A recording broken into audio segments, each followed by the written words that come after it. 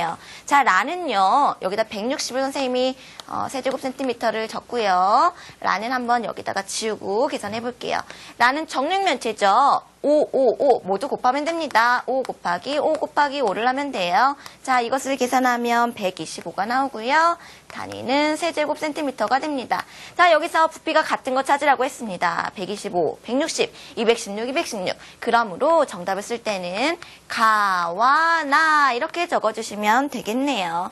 자, 그래서요, 이렇게 해서 직육면체와 정육면체의 부피에 대해서 알아봤죠. 그런데 우리가 알아볼 것이요, 한 가지가 더 있답니다. 자, 그 다음 문제 한번 보도록 하세요. 부피의 큰 단위라고 나와 있어요.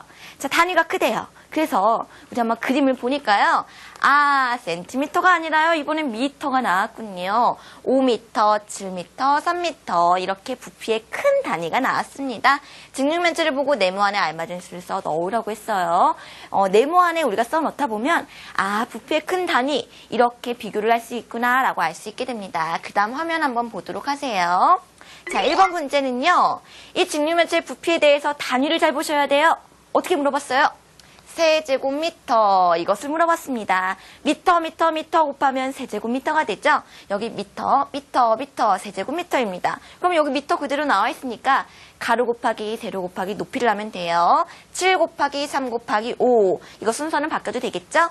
7 곱하기 가로 곱하기 세로 곱하기 높이 여기 순서는 바꿔도 됩니다. 이것을 계산만 하면 돼요. 105가 나오네요. 단위는 세제곱미터가 나왔습니다. 그러면요, 선생님이 여기다가 우리 나온 거를 자, 세제곱미터 이거를 적어주도록 할게요. 그러고 2번 문제를 한번 볼게요. 자, 2번 문제는 좀 바뀌어요. 자, 단위가 바뀌었습니다. 이번에 어떻게 물어봤냐면요. 이 직육면체의 부피를 물어봤는데 이번에는요. 세제곱 센티미터로 물어봤습니다. 단위가 바뀌었어요. 센티미터, 세제곱 센티미터. 그러면 우리가요.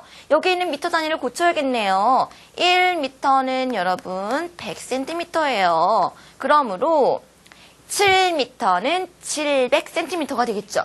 700cm. 3미터는 300cm.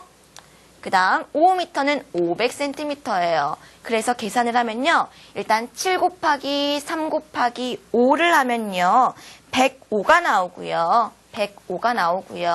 그 다음에 0이 몇 개 붙을까요? 6개가 붙어야겠네요. 하나, 둘, 셋, 넷, 다섯, 여섯. 여기 좀 공간이 부족한데요. 0이 6개. 그래서요. 1억 500만이 됩니다. 1억 500만. 선생님이 여기다가요. 이 아래다 한번 적어볼게요. 1억 500만. 자, 0의 개수를요, 잘 세야 돼요. 셋, 넷, 다섯, 6개 맞습니다. 그래서 세제곱 센티미터 이렇게 나왔습니다. 자, 여러분, 이 도형을 가지고요, 우리가 부피를 구했는데요.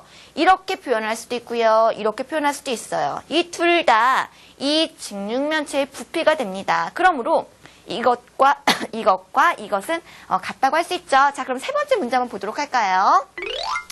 위의 결과 이용해서요. 이 결과를 이용해서 네모안에 우리가 수를 쓸 수 있어요. 이것과 이것은 같다이죠. 이것과 자, 105에다가 0을 6개 해서 1억 500만이죠. 하나, 둘, 셋, 넷, 다섯, 여섯. 1억 500만은 같다라는 식이 이제 구해지게 되는데요. 여기서 우리가 기억할 게 있습니다. 자, 몇 배 차이 나나요? 자, 선생님이 그냥 요령껏 얘기해주면 0이 6개니까 100만 배가 차이가 나요. 그런데 여러분 기억하기 쉽게 하기 위해서 0이 6개다라고 표현을 했어요. 왜 0이 6개만큼 차이 나느냐? 센티미터와 미터는요 100배 차이가 나죠.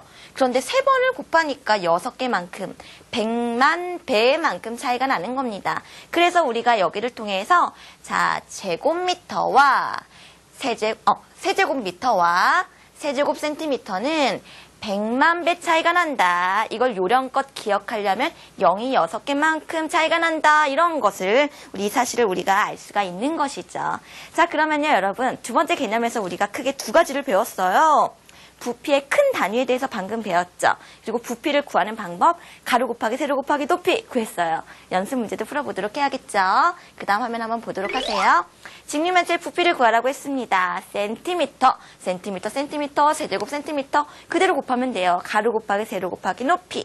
자, 가로 곱하기 세로 곱하기 높이 이거를 그대로 계산만 하면 됩니다. 계산은 여러분들에게 맡길게요. 이걸 계산하면 864가 나오네요. 단위도 적어주셔야죠. 세제곱 센티미터, 부피는요. 센티미터, 센티미터, 센티미터 세 가지를 곱합니다. 그래서 세제곱 센티미터라고 단위를 꼭 적어주셔야 맞게 돼요. 자, 그러면요, 여러분. 부피를 구하는 건 알았는데, 자, 선생님하고 개념 문제 풀 때 알아봤는데요. 기억나시나요? 세제곱미터와 세제곱 센티미터는요, 100만 배가 차이 나요. 0이 몇 개? 0이 6개만큼. 이건 요령껏 생각하는 거예요. 0이 6개만큼 100만 배가 차이 납니다. 그 관계를 이용한 문제도 풀어봐야겠어요. 자, 그 다음 문제가 되겠습니다. 직류면체 부피를 우리가 구할 건데요. 주어진 단위로 나타내라고 했어요. 잘 보세요. 여기는 미터인데요. 주어진 단위는 센티미터가 되고요. 여기는 센티미터인데요. 주어진 단위는 미터가 됩니다. 그래서요, 우리는 일단 부피를 구하고 나서 변경을 해줘야 돼요. 자, 1번부터 보세요. 가로 곱하기 세로 곱하기 높이를 먼저 합니다. 그러면 세제곱미터에 해당되는 단위가 나오겠죠.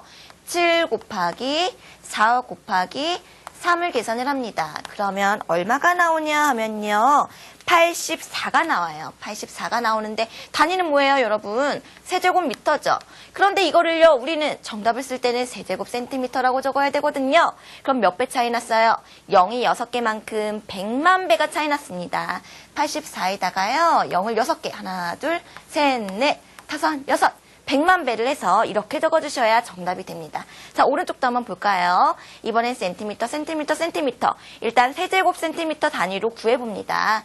자, 600 곱하기 가로 곱하기 세로 700 곱하기 900을 계산합니다. 그래서 계산을 하면요. 얼마가 나오냐 하면 378에다가요. 6 곱하기 7 곱하기 9하면 378이거든요. 여기에다가 0 6개를 붙인 만큼 셋, 넷, 다섯, 여섯 이렇게 됩니다. 그래서 이 단위는 어떻게 돼요? 세제곱 센티미터가 되겠죠. 세제곱 센티미터가 되는데요. 정답을 적을 때는요. 이렇게 적어야 되거든요. 세제곱 미터로요. 그러면 100만으로 나눠줘야 됩니다. 100만 배가 차이 나는데 세제곱미터로 해야 되니까요. 그래서 숫자 부분만 쓰면 되죠. 378을 적어주시면 되고요. 세제곱미터 이렇게 하면 되겠습니다. 자, 이렇게요. 개념 두 번째도 알아보았고요. 방금 배운 거 정리해 보도록 할게요.